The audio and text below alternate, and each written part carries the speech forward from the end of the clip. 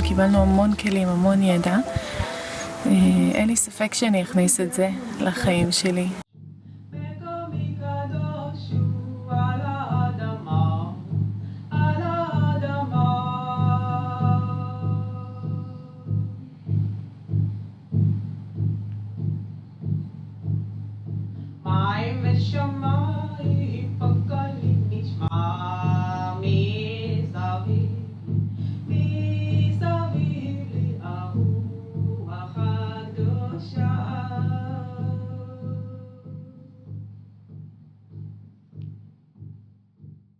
טל ידע לשחק בין המקום, בין הרכות לבין האיסוף והעברת החומר.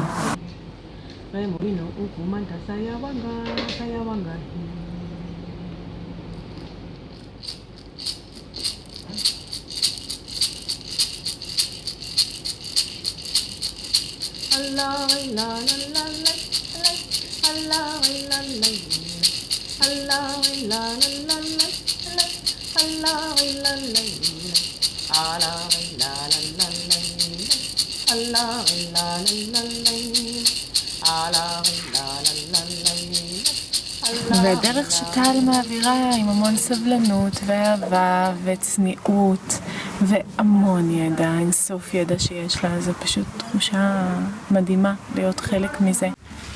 והדליפה היא כלי ריפוי מאוד עוצמתי, ועד שאתם לא חווים את זה, אז לא מודעים לזה, ומחר כשאתם תעבדו אחת על השנייה, אתם ממש תרגישו, כי יש איזה משהו מאוד קסום בצורה של העמודה שלנו. אני כבר פסק טייני, limpiani, stiriti taini, שתי המוני, יותי קנטויני, אררים נים.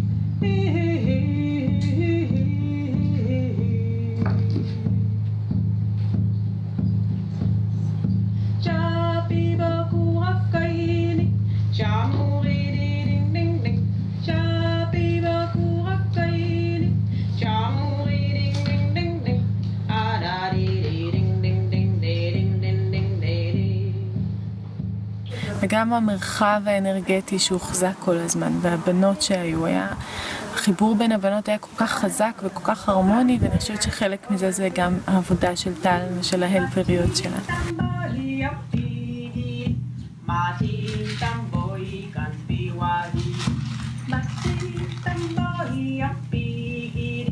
Mati